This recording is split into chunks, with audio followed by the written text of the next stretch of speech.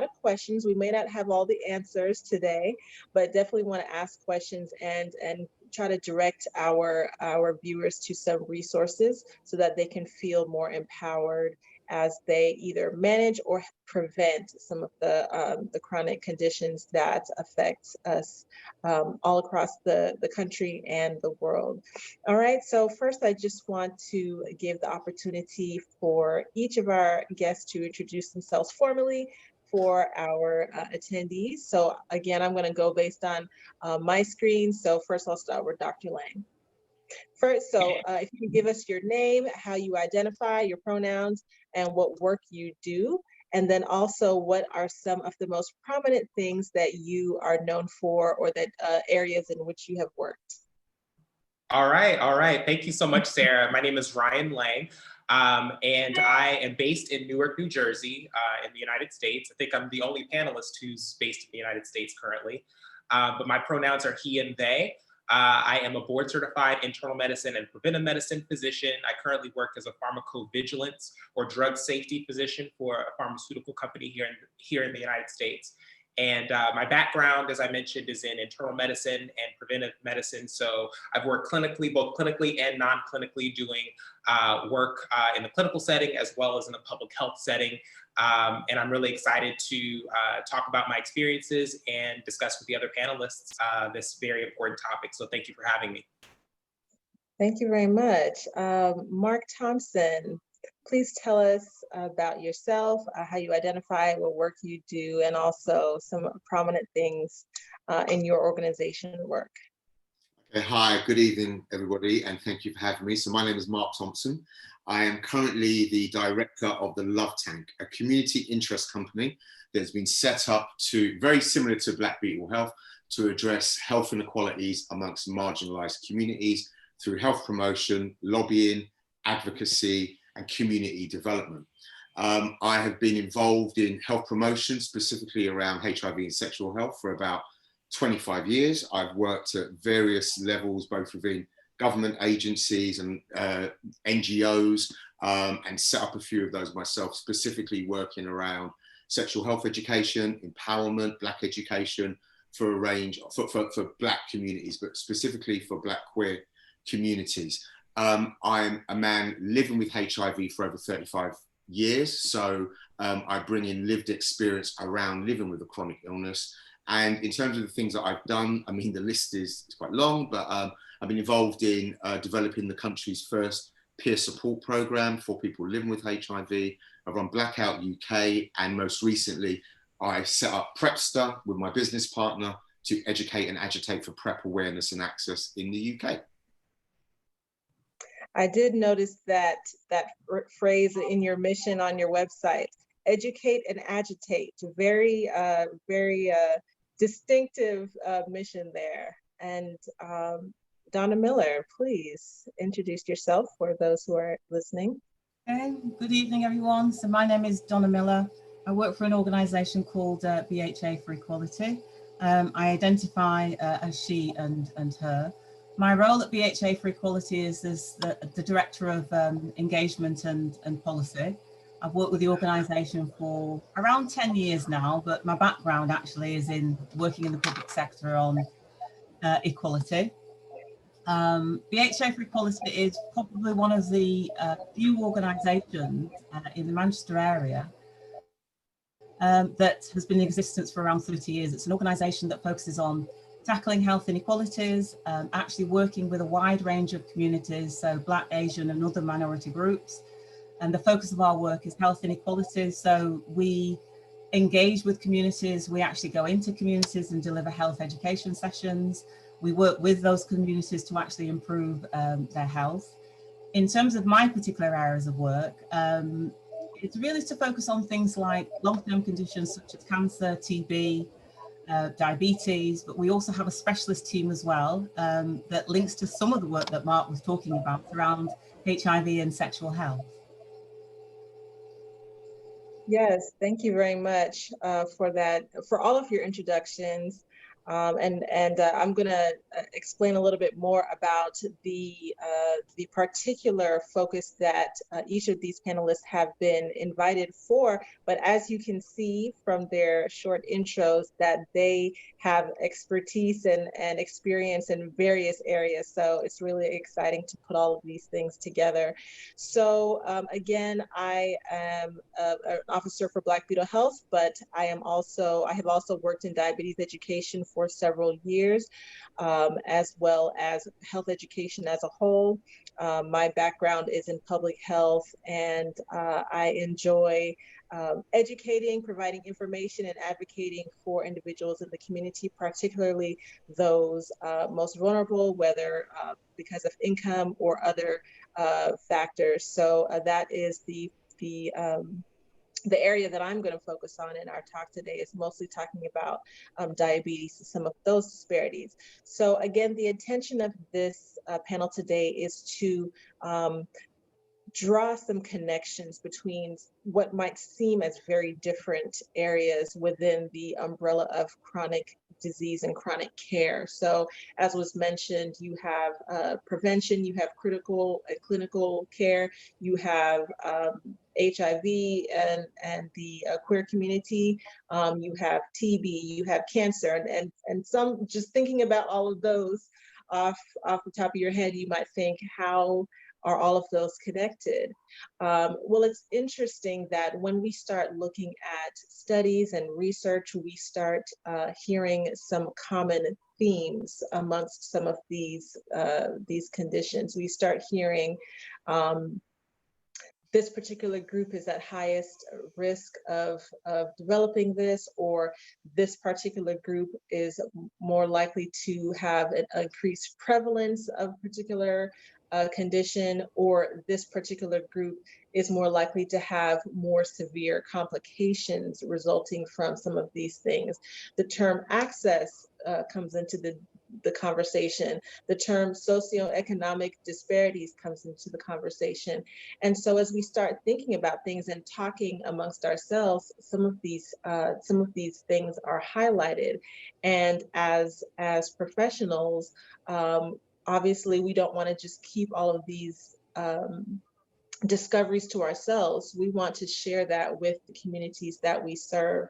And as was mentioned before, because we're working in a different kind of space right now, we're not able to necessarily have that hands-on effect that we would like to, but we're so grateful for this opportunity to do some of those things. So I am going to ask Marc to mainly speak about the dynamic as far as it relates to access to treatment and screening for HIV, as well as his experience in educating communities about PrEP.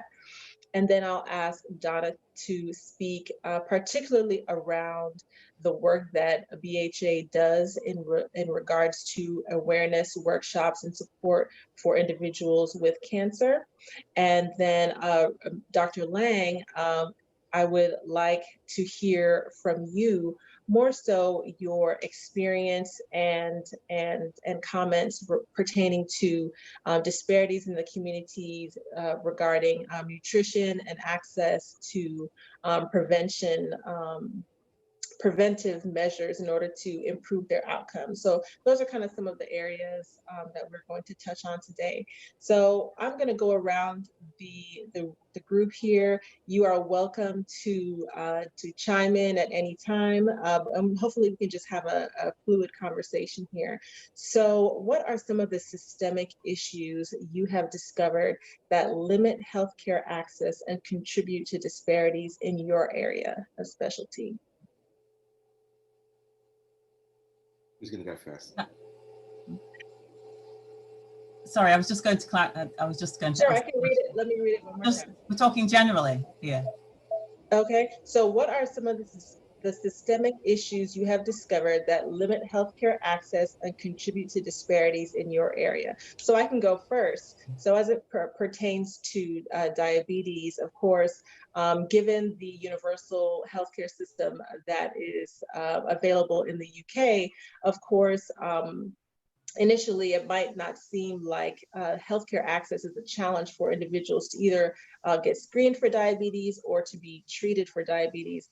But as I progress more in this area and think about some of the new treatments and devices that are even becoming available for individuals with diabetes, it becomes evident to me that some of these may not be as accessible as others for other individuals. For example, there are devices called continuous glucose monitoring systems, or CGMs, that are now becoming very popular, especially for individuals with type 1 diabetes. Type 1 diabetes is the condition in which the person's pancreas is no longer producing insulin, or very little. So the main treatment is going to be using insulin.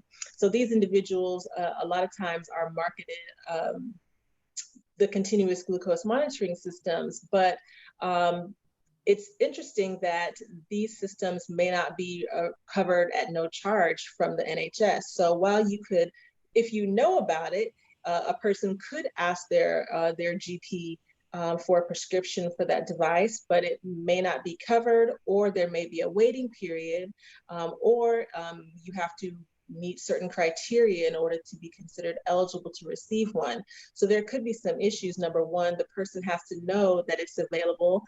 They have to have that conversation with their provider to be referred to obtaining that device, and possibly have a waiting period, which can be a challenge with the NHS as well, as the waiting period. So that's something that comes to my mind as far as some of the issues that limit access for individuals in the area of diabetes. I think perhaps I'd sort of looked at that thing slightly different, because I think that, yes, there are issues in terms of cancer and access to cancer, but I personally think that there are some wider issues within the UK that actually need to be tackled before we start looking at individual conditions. So, for example, I mean, one of the things that really bugs me within the health sector is the fact that every 3 to 5 years in this country, we have a situation where there's a restructuring within the health sector. And as a result of that restructuring, any good practice that has actually been put in place in relation to equalities either gets thrown out because you've got somebody new coming in trying to do what it is that they do, or you have a situation where any good practice that may have been in place isn't actually developed. So you end up starting from the beginning again. Now, I think that has a significant impact on equalities in this country. In addition to that, I think that there are standard frameworks that have been developed in the NHS in the UK.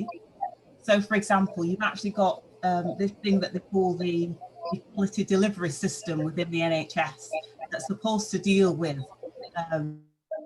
improving the quality of services, tackling health inequalities. But the system isn't actually monitored in any way, and there are no sanctions that are put in place if organisations actually don't deliver on them, because you actually have the Equality and Human Rights Commission that actually isn't fit for purpose. That's a really good point, and we have a policy expert here to speak on that, because as we may know, public health influences the community at different levels. So it's not only about education, but it's also the policies that are in place that makes it accessible, and actually make sure that it doesn't just stay with the organizations, whoever receives that big dollar amount in funding, but that it actually goes where it needs to go. So that's a really good point. Thank you. Can I just raise another point? I mean, it's a case of, if you don't actually have somebody, let me rethink that. If you have people in positions of power who are making decisions, okay, and they don't actually understand the needs of the community, how can they actually develop a program of health to meet the needs of those individuals? And I'll give you an example that actually relates to cancer. 1 in 4 Black men, as opposed to 1 in 8 white men, will be diagnosed with prostate cancer at some point in their lives. And prostate cancer is an issue that affects Black men all over the world, okay? Now, there is no program, for example, there was no program within Manchester to actually deal with that issue.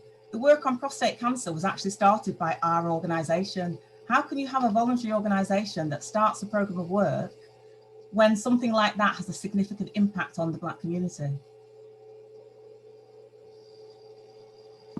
That's a really interesting point. And because basically, of course, because you are a voluntary charity, your reach can only go so far, because it requires the funding and the backing of some of those larger entities.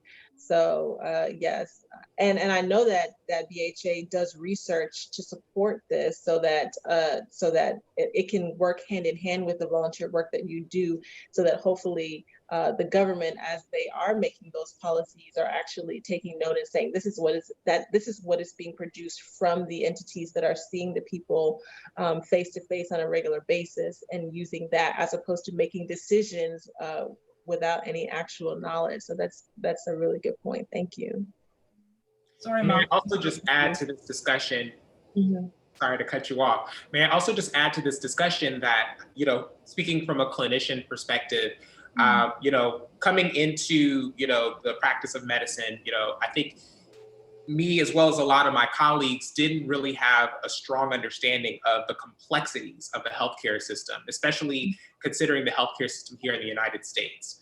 It's incredibly complex for, patients from any socioeconomic background to navigate the healthcare system. And then when you consider marginalized communities, many of whom don't have, the same resources in place to advocate, whether that's, from the healthcare system or just, family-wise or other people around them to advocate for them. And I remember you mentioning that as well, Sarah, in terms of, who people in the community have to advocate for them.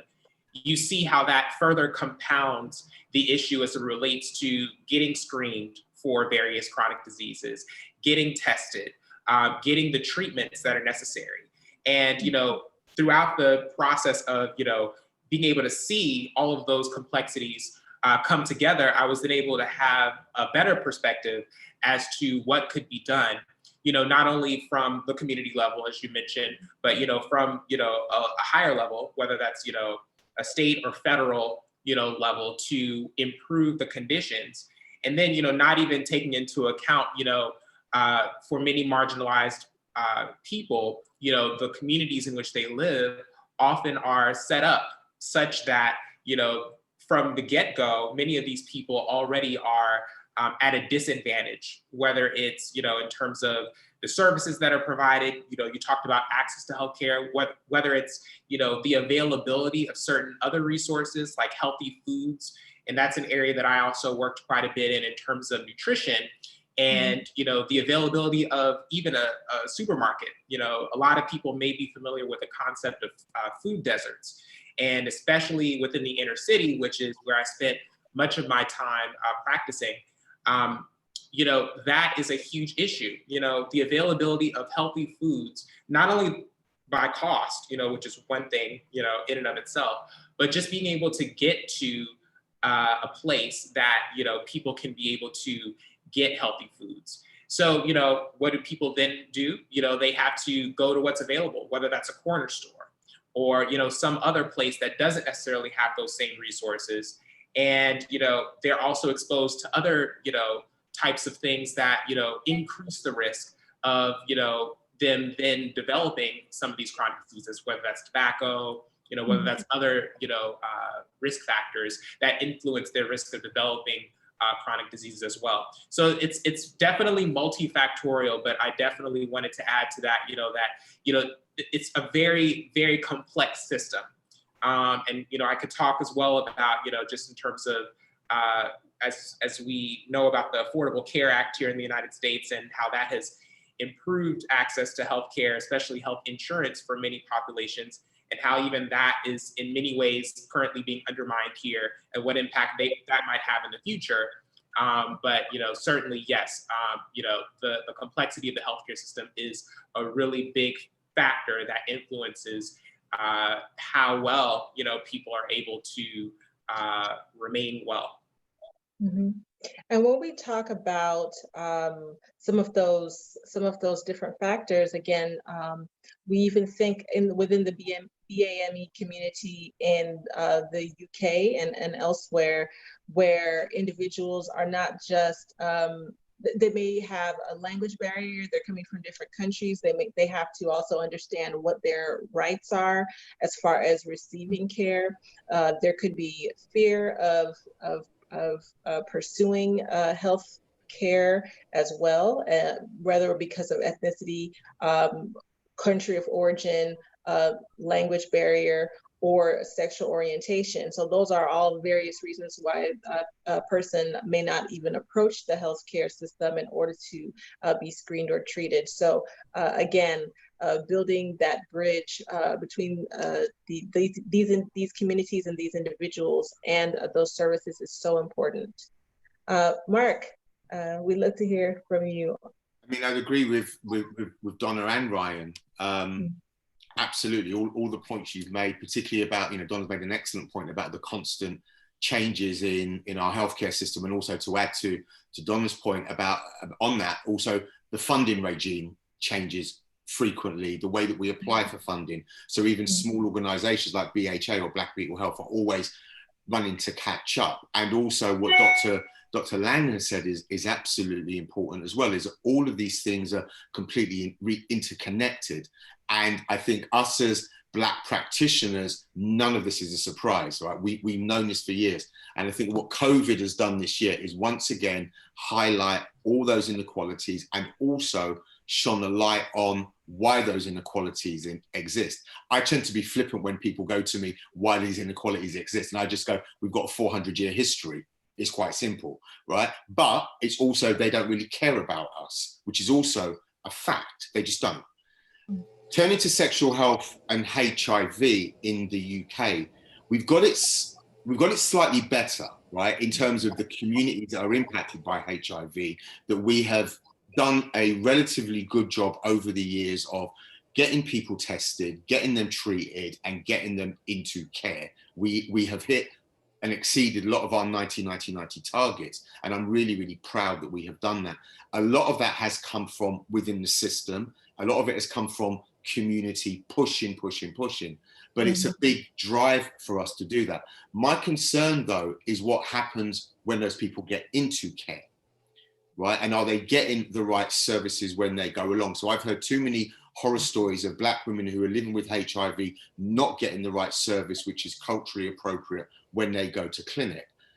Public Health England last week released their annual data tables. And once again, late diagnosis is high amongst Black African men, and Black African women are being missing testing opportunities in GU clinics. So again, Dr. Ryan is absolutely spot on. We need to consider where we put our services. And Sarah, in preparation for today, I did a list in answer to your question. And everything that you mentioned, access, language barriers, the right people doing the job, are all the things that we need as Black folk to get the services we want. But I'm also completely of an opinion that we have to do it. We need to push the system, but we also need to provide it as we've done for centuries. Thank you so much. And in the chat, someone asked if you could just elaborate on the 90-90-90 targets. Sure, of course. Yeah, so UNAIDS set targets globally for countries to achieve particular percentages around HIV. So the number of people tested, the number of people put onto treatment, and the number of people who have an undetectable viral load, which means they can't pass on transmission. Those are the 3 90s. Activists like myself have fought, and we also have a fourth 90, which is quality of life. Absolutely, which is so key across all of these chronic conditions, because, you know, it can be a little bit intimidating as we see the prevalence of some of these conditions going up, but that also means that people are actually living longer with them, which is good, but we also want them to live well with them and be able to continue being productive in whatever they feel, whether it's in their family relationships, in their in their employment and across all of those. So we've talked a little bit, it just came out, we've talked a little bit of, oh, did you want to? Yes. Can I just touch on a point that Marc raised, where he said that we have to do it ourselves. Okay, I agree with you, but on the other hand, I also think, well, what's the point in actually having public health programs in this country if we, as the Black voluntary sector, need to be doing a service that actually should be part and parcel of the overall NHS service? Mm-hmm. I fully agree with you in that it's not, we have years of evidence, about the health inequalities that actually exist and the conditions that it relates to. And the health sector in this country hasn't actually put sufficient public programs in place to deal with those issues. But I still think the responsibility rests with them. Yeah. We then have an issue where in the voluntary sector, yes, some of us are lucky enough to actually have funding like us. We've been around for 30 years. But I actually think our goal is to do ourselves out of a job. Absolutely. So we're not around in the future. Yeah, I'd agree. That's a really good point. Unfortunately, or maybe just matter of factly, a lot of the change across the board within chronic disease and elsewhere comes from whoever makes the most noise. So I don't know. That is the goal, but I on the other hand, I think that is what gets that attention, that gets people moving, and gets that conversation happening in the legislative halls, is because people continuously push things forward from the ground level going up. So it's definitely a combination of both, but I see what you're saying there. So we've talked a little bit about the policy level things that create some of these, or contribute to, I should say, some of these disparities across different areas of chronic health. What can ordinary people do? Well, actually, before I ask that, I would love to hear a testimonial from you all about how your organizations, or in your work, how an individual or a group have been benefited as a result of the work that you do. So, I can share examples of individuals who have gone to their providers and left saying, okay, they told me not to eat carbs anymore.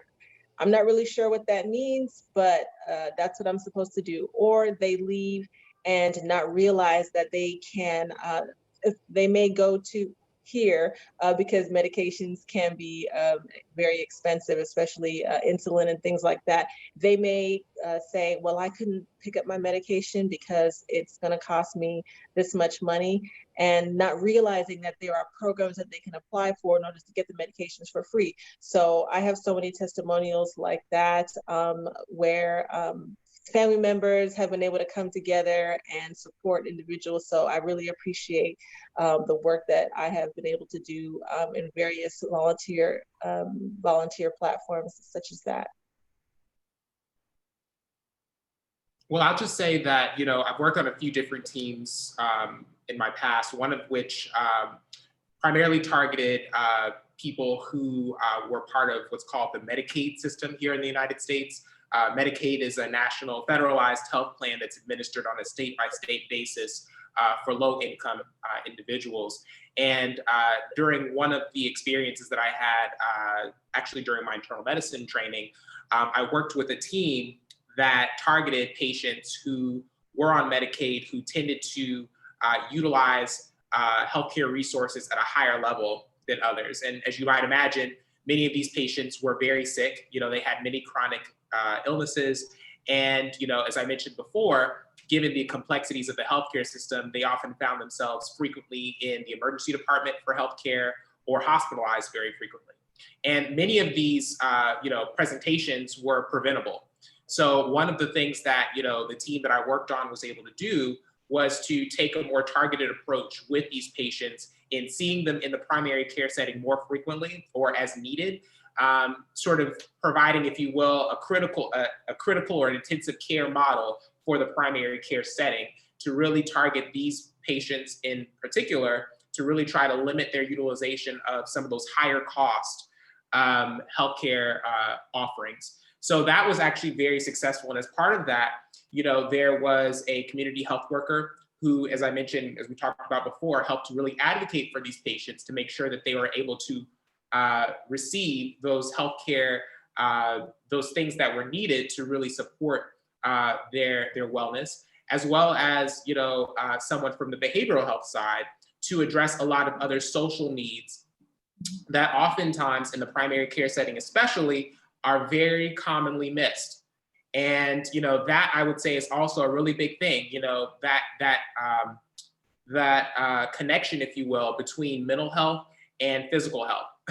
Many patients who have a lot of, you know, chronic illnesses are also dealing with a lot of major, whether it's social issues or mental health issues that then might further compound their physical ailments. So addressing those is also very, very important to making sure that they're able to achieve everything else that needs to be accomplished, if you will, on the medical side. So that team was a really great model, and it's still operational even now, to helping patients who have many chronic illnesses who are also, you know, perhaps lower income or have a lot of other challenges, economic challenges, to then achieve better health outcomes. So I thought that that was a really great model. That's a really good example, especially when we talk about advocacy. One of the reasons why, one of the points that can be used when advocating for our communities is that it's cost effective. It's more cost effective to help people either prevent or manage rather than dealing with the long-term complications afterwards. So, right, yeah, exactly. Politicians understand money talk. Anything that comes. Oh, and we had a comment from Beth that says, especially when people are labeled as complex cases. So yes, you have that stigma there, but also they individuals with comorbidities or multiple chronic conditions require more care, not because they're a problem, but because, you know, working together in an integrated setting can be much more valuable for their outcomes. Right.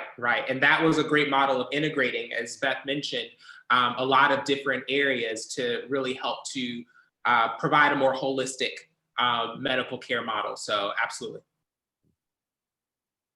I'll talk about the, not on mute, am I? Yeah, I'll talk about the National Peer Support Program that I managed for a few years because it is related to chronic illness, of which HIV is one. So it was part of a project, it was called Project 100, and it was run by Positively UK, an organisation based in London.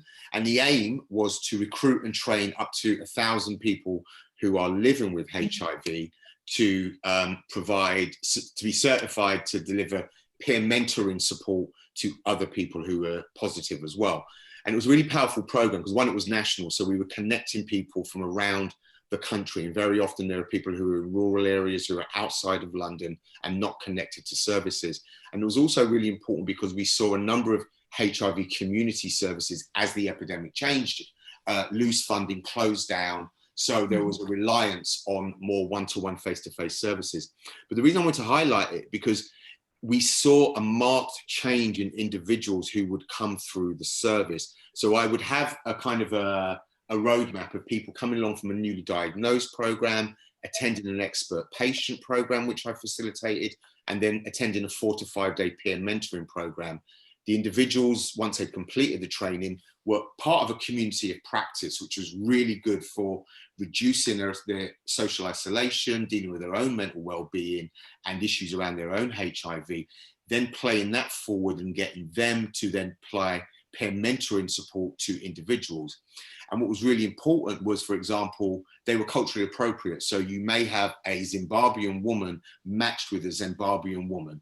Very often those women may not want to meet, but you might get an older gay man working with a younger gay man. And the final point that I want to raise about that program was we also then based those people in clinical services. Now, there was some resistance from, not necessarily from clinicians, but from health advisors, fear of people taking their jobs.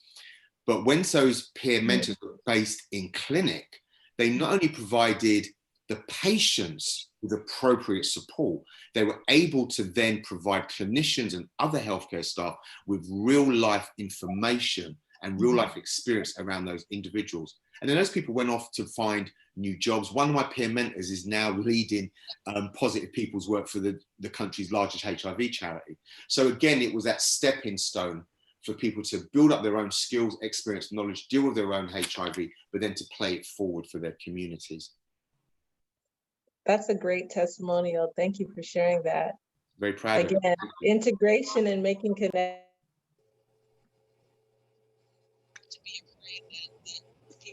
Our jobs, if anything, we alleviate a lot of the demand that that sometimes healthcare providers may express, that they're not able to provide that. So having those auxiliary services is really helpful.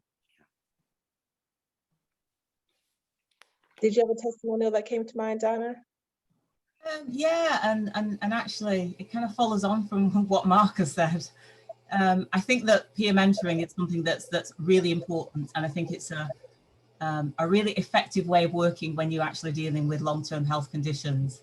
One of the things that we've done over the years is to try and train Black men in the community as not necessarily as mentors, but as prostate cancer champions. So they're actually given the basic tools to understand the symptoms and understand, you know, the impact of prostate cancer on an individual, and they then go and share that with other Black men in the community. And I have to say that's something that's been really dear to my heart and significant for us, because, you know, in Manchester, as I said earlier, there wasn't any kind of program that was doing any work around prostate cancer. BHA decided to actually start that program with support from a national charity called Prostate Cancer UK. When the funding ended from Prostate Cancer UK, we still continued it, but tried to continue it on a voluntary basis, which was actually quite difficult. But, you know, some of those men who were trained are still active in the community and still supporting, you know, supporting people in the community, going out and actually giving key messages, going on to local community radio stations and talking about their experiences, sharing their experiences with others. So, you know, we know that kind of approach actually works. And as a result of that work, you know, we've had men phone our office basically saying, what's that test I'm supposed to ask my GP for? You know, so we know that the information is actually going, you know, to them. And on a personal level, it's also affected my life, because when we first started this work around prostate cancer, so I used to go out and do sessions. I'm also a volunteer for the national charity Prostate Cancer UK. So I did a session at a local church. There must have been around 65 individuals at the church. So I came back home and I said to my husband, here am I actually going out and talking to all these Black men about prostate cancer and telling them, you know, what the PSA test is actually all about. And you haven't even been for your test, okay?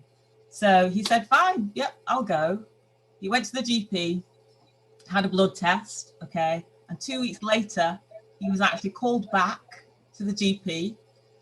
He was given a further blood test, referred to the hospital, and he was actually diagnosed with prostate cancer. Wow. So for me, you know, this kind of work is really, really important. Yes. Absolutely. It's always so special when we can touch our loved ones with this information. It's not just for the people out there. Yep. We are rapidly coming to a close. I feel like we need another hour to Quick. even. I know. Yeah, Sarah, can I just jump in with a really quick point, just to Yes. on that to wrap up that final question? Because I think what we've all described is the ability to take that learning, that information, and put it into the community, and that community then cascade it, and for people like Donna to benefit from it directly. But I think my experience has also taught me a couple of things. That one, we are then skilling up, because you asked what can people do, right? So one, we're skilling up people for life. Yeah.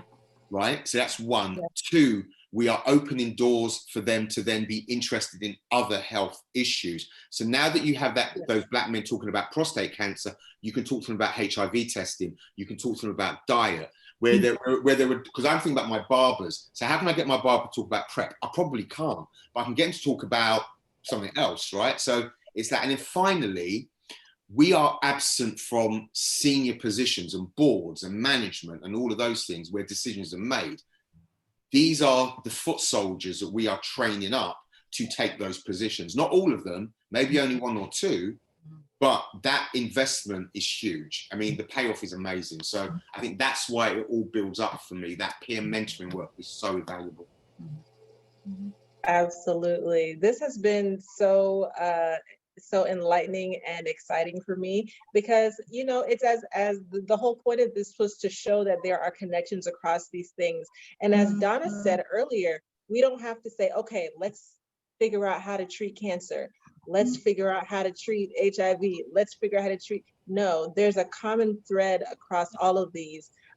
Let's work on the relationship between and the access for healthcare in these communities. Let's work on peer support. Let's work on the infrastructure, as Dr. Lang talked about. There's so many different areas that connect and allow the clinicians to focus more on the actual treatment of those conditions. So I want to make sure that I acknowledge the comment and question here, which takes us nicely into our Q&A portion. So let me go back here.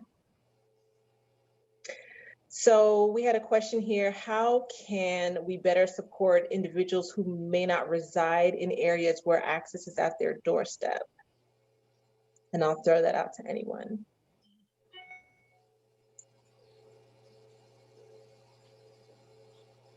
I mean, I think the thing is, I mean, for me, and I'm thinking about my area of work around sexual health, it is around how we can increase and better and reduce, digital poverty. We are living in an age now where we're apps and we're online and the rest of it, and that's not for everybody. And many of the people that we work with cannot access that. So if I had one answer, it would be, how can we improve digital access for our communities? Because that's sorely missing. And we put so much, like, for example, I put probably 80% of my content online, at least 80 to 90% of it. And I know, for example, if I'm targeting Black African women around PrEP, they're not coming to my website. So I'm failing them. So either I need to increase my digital access to them or make sure that they've got a way to find me. And it's my responsibility, not theirs. Absolutely. That was a perfect answer. Anyone else want to speak to that? Yeah, I would definitely agree with Marc. I think that it certainly requires a targeted approach to the specific population. Certainly for many people in the younger crowd who perhaps are, not necessarily as close to a lot of the resources that are made available in perhaps more urban areas. I do think that actually, technology is becoming ubiquitous enough such that, and attainable enough and accessible enough that, that can potentially be used as a way to reach many people within that particular subset of the population. But as Marc talked about, there are other people perhaps who don't necessarily have that same access. So then it requires a different type of approach, whether that's, going out to them to provide those services. So I think that it's very important to consider specifically who the population is, and then see what are the ways in which they access, whatever healthcare needs that they have, and then utilize that and try to fill in the gaps wherever possible. Yes, and to the point that Marc made earlier, Beth says where she lives, there's a dearth of services, and she would have really valued a community navigator or health navigator, as she spent a lot of her energy self-advocating. And then later on, she says, because she can self-advocate, she's seen as capable when she is autistic and has other needs. So that's really important when we talk about what a person has the capacity or capability of doing, that there might be a difference there, and we have to not overlook those individuals. So thank you. This is a valuable consideration and should receive much more attention at a government level than it does. So. Yeah, and to Beth's point as well, I would just reemphasize or reiterate that, the healthcare system is complex, and it doesn't matter what level of educational attainment you have, what level of exposure, that you have to the healthcare system. It is complex. And, as people working in the healthcare system, it's important not to make, the assumption that everyone coming in to, receive care, regardless of whatever background they have, is readily able to, take the information and run with it. So I think that's important for the healthcare system to then, take that information and then make sure that, the services that are provided are made available and made such that everyone can be brought to the same place in terms of understanding. Mm-hmm. Thank you. Do we have any other questions from those on the line with us today? Feel free to, you can unmute yourself, or you can put it in the chat as we've been doing already. And I want to make sure that I touch briefly while we are getting some other additional questions. I want to touch briefly on what individuals can do to advocate for themselves. Just segueing from what Beth just said, because again, when we sometimes the media is the educator, in the sense that people might see something advertised on TV, and then they're able to go to their provider and say, hey, am I eligible for this? Can I sign up for this? Sometimes it works that way. Sometimes the provider may not be the one who initiates that conversation. So that is definitely something. And if there's something that you don't understand, make sure that you ask. Don't be afraid to ask those questions, get more information, ask for other resources if cost is a barrier for you. Definitely, those are some of the things that are important for advocating for yourself, regardless of the chronic condition that you may be experiencing. So one thing I'll mention as far as the diabetes realm is that on diabetes.co.uk, they do have a risk test that individuals can take. So of course, this is for individuals who are not already diagnosed with diabetes, but who may be at risk. You can actually complete the risk test and find out if there are prevention programs available in your area. So that is something I want to put out as a resource to individuals, so that you do have to answer some questions, and then they'll determine that based on those answers whether you are considered at high risk, and then direct you to services in your local area. And some that you can also go to your GP and ask, hey, am I eligible for this program? What are the criteria? So that's one example that I want to make sure people know about. I think just linked to that, there is it's an online tool called Diabetes My Way, that provides support to individuals with diabetes. And at the same time, Prostate Cancer UK also has a what do you call it, a risk tool that you can actually use, that takes you through a number of questions to determine whether you need to go to your GP for a PSA test or not. Okay. Oh, there was one other point I wanted to raise, actually. I think that one of the things that I come across on numerous occasions is the fact that people don't complain.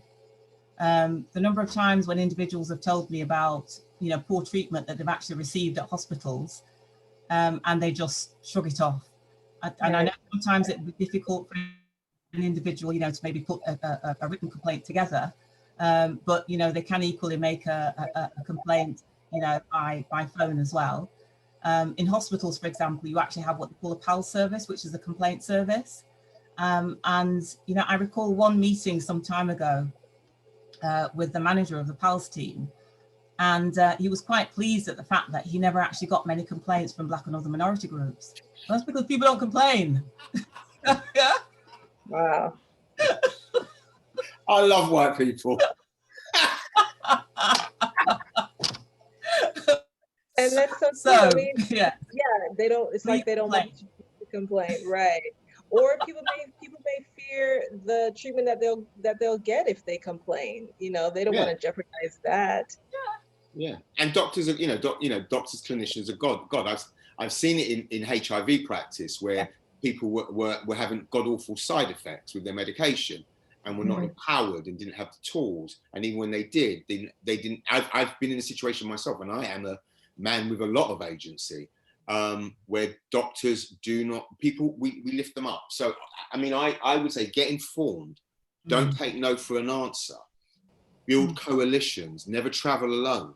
Yes. And if you can, and if you have the energy, because it does take energy to get involved in local PoWs, so patient liaison groups, your local, it takes a lot of energy, and many of us don't have that. But these are the things. But I would just say, don't take no and get informed. Yeah, It's really important. Really important. And I must add that I want to say how grateful that I am for practitioners such as Dr. Lang, who actually, you know, put that public health dynamic into his work, so that he's aware of some of those barriers and those determinants, so that he can apply that to his practice. And that's really important. I think that is one thing that I've seen growing, that more practitioners are getting involved in the public health dynamic with their practice. So that's encouraging for the future. Let me quickly go back here to read the last few comments here. Someone, Beth says that complaints processes are often internal and also inaccessible, especially within mental health. So really good point. It's like, if you wanted to complain, how do you do that?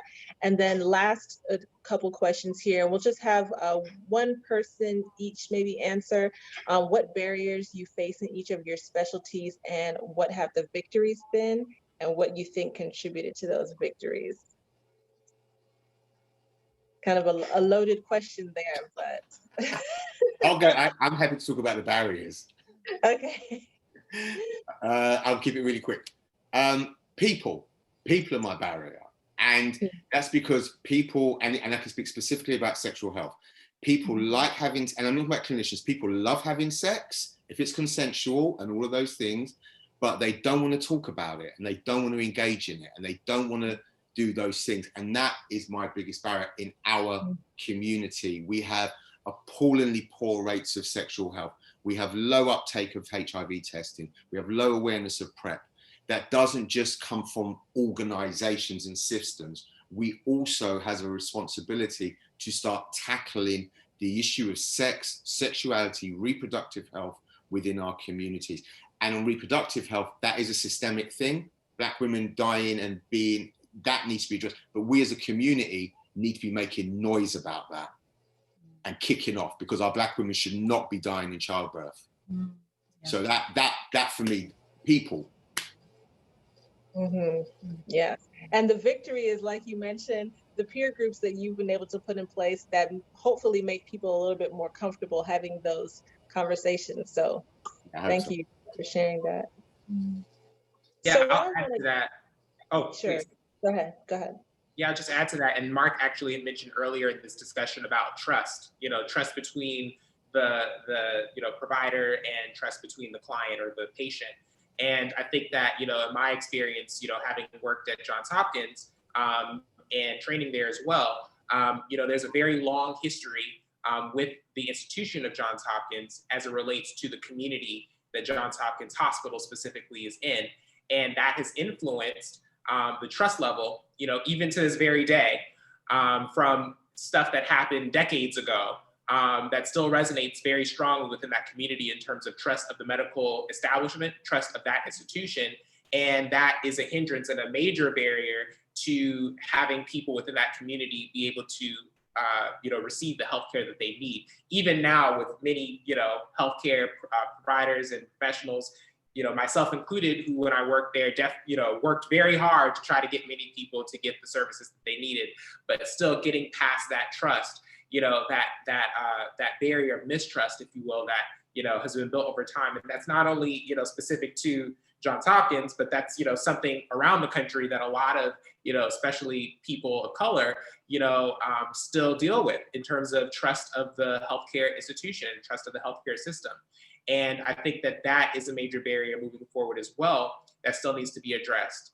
I think that, recent events, especially going back to the discussion that we started off with in terms of chronic diseases specifically, You know, I think that when we see, you know, major celebrities or people who, you know, have unfortunately, you know, dealt with, you know, perhaps a diagnosis or perhaps have died, you know, when we talk about Chadwick Boseman, a major actor who passed away from colon cancer a few months ago, you know, that, you know, it was a very unfortunate event, but at the same time, it definitely galvanized the community to really take action towards getting screened, you know, to, you know, to take more ownership over their healthcare.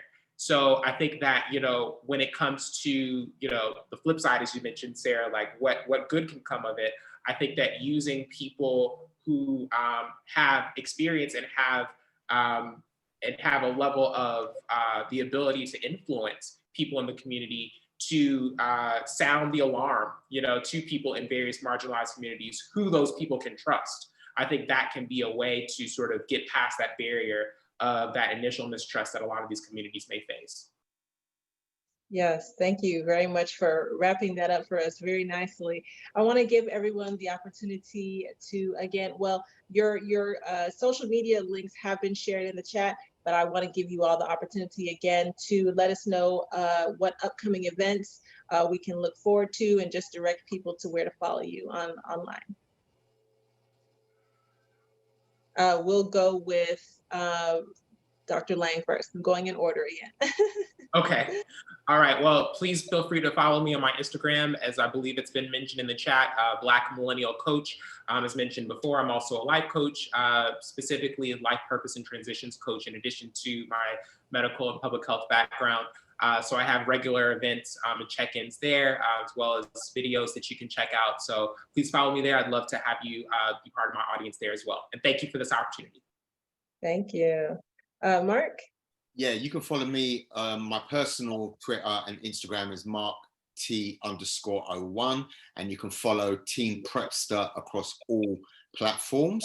And I'm really, in terms of our work, I'm really excited that next year PrEPster is going to go global with our work, and we're influencing activists and community organizations around the world. But more importantly, we're launching a new piece of work in January, which will be targeting Black Caribbean men around STIs, first of its kind. Oh, thank you. And Donna? Okay, this week is actually the Greater Manchester HIV Testing Week, so I want to take the opportunity to promote that. Our Twitter handle is @the_BHA. All right, and you'll also see the social media information for Black Beetle Health. You can check us out on our website for resources. Of course, follow us on Instagram. We have events coming up quite frequently. We love collaborating with entities such as the ones represented here and learning how we can work together and address some of these things. It definitely helps, as you guys have already mentioned before, that that the faces represented often mirror the faces that we are serving in the community, and that goes a long way to helping with these. So I am so grateful to have all of you on here today, and I look forward to seeing what you all will do in the future. I'll be following along, and I hope to speak with you more and have you on again in the future. Thank you to everyone who attended and who may be watching this later. Thank you to Megan, who is also responding in the chat as well. Look forward to watching this again and sharing this when it goes live on YouTube, so that people can watch it again at their leisure. And we look forward to great things coming from all of the organizations and individuals here. So thank you very much. Thank you very much for hosting. Thank you, Sarah. Thank you to Black Beetle Health. Yes, Thank you. have a good evening. Good night.